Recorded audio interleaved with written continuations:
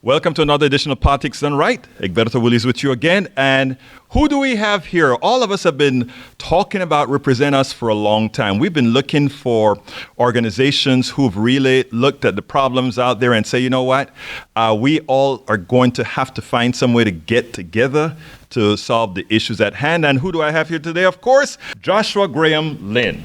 Joshua, how are you doing today? I'm doing great. It's great to be here. Joshua is a co-founder and managing director of Representus. Can you say Representus? Representus. Let me tell you something, Joshua. I don't know if you know it, but I think I've seen you at some other conferences before, and I've worked with some of your other folks before. I'm so glad to hear it. Anyhow, tell me a little bit about, first of all, what does Representus represent? Well, you know what we're all about? Everybody agrees on what the problems with our government are, right? Like, no matter how you boil it down, the government is not working for everyday Americans. And right. we believe that the government should be working for people like us and families and our listeners' families.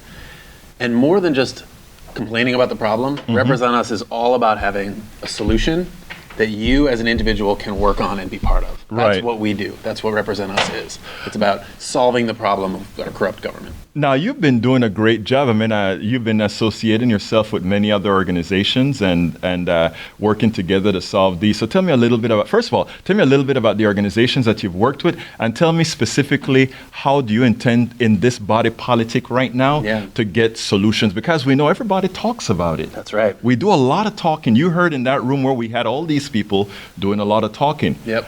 Unfortunately, it's a small percentage that really says, we know what we need to get done. Well, you hit the nail on the head. I mean, it's a small percentage of people that are actually ready to take action. Right. Even though it's a huge percentage of people that agree on the problem. And so when you talk about the organizations that we work with, that comes down to our political strategy. So we believe, and I think you would agree, Congress is not going to fix stuff. Absolutely not. They're just either gridlocked or they don't care or they don't want to do it. And so what we're saying is, like the marriage equality movement, like the movement to make marijuana legal, like the movement to give women the right to vote or interracial marriage, all of these movements said Congress isn't fixing it, we're going to go to the states, that's where we're going to win, that's where we get traction. And that's not just about passing state laws to fix the states. History has shown us that when you win in the state, you then win federally. And so we believe that's the path to victory. So we work with organizations that are leading reforms on gerrymandering, ranked choice voting, automatic voter registration, campaign finance and ethics reforms, all these anti-corruption reforms in the states. We partner with them to help them win. Now, on the national front on same-sex marriage, you have been successful. Tell me a little bit about some of the successes that you've had throughout the different states. Absolutely. So in previous cycles, we've seen gerrymandering reforms. In 2018, first of all, let me say, there were 23 states that passed anti-corruption reforms. It was the most reforms ever passed in American history in the states in one cycle. Sorry to interrupt. Explain to people, because a lot of people you hear anti-corruption and they don't quite understand what that means. Tell us what that means. It's a great question. So in places like Ohio, we saw laws passed that make it harder to gerrymander our districts, right? So you have independent commissions drawing voting districts. In places like Massachusetts and New York City, right now they're working on ranked choice voting. So instead of just voting for one candidate, you have the option to vote for a backup in case your favorite candidate doesn't win. In places like North and South Dakota, there were strict ethics and campaign finance laws put in place. For instance, saying that lobbyists shouldn't be able to give gifts to politicians. Right. Because they're lobbying. Right? Yeah, it's simple. They're lobbying for laws. You don't want the referee giving gifts to the coaches or the other way around. You don't want the coaches being able to bribe the ref. Same thing in politics. Now, it is interesting because a lot of people don't understand those things are fundamental to actually having democracy.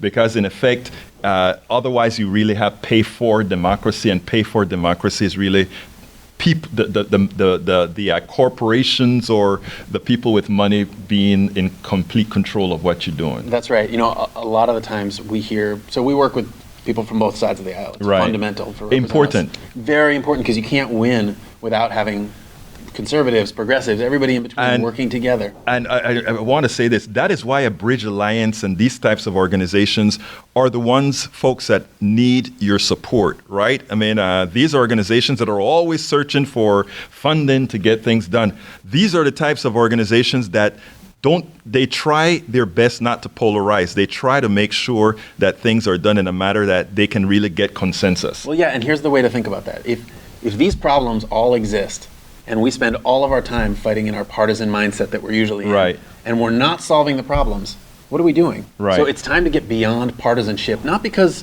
we don't have our beliefs, but because partisanship has proven that it's not going to solve the fundamental problems at the root of why you as a voter are not represented. Earlier, you and I were talking about not necessarily calling things moving towards the middle, but actually looking at it at individual solutions. In other words, if we stop thinking about we're putting it to the right, we're putting it to the middle, we're putting it to the left, and we start saying this is what would best help people, we can get something accomplished. Tell me how you guys are working towards that. Well, here's one way to think about it. Everybody remembers the Tea Party movement from a few years back, and everybody remembers Occupy Wall Street from a few years back. Fundamentally, Occupy was saying corporations have taken over our government and corrupted everything. And the Tea Party was saying career politicians are getting too much money and they've corrupted everything. So you basically have these two far ends of the spectrum that are actually very close together on these kinds of issues.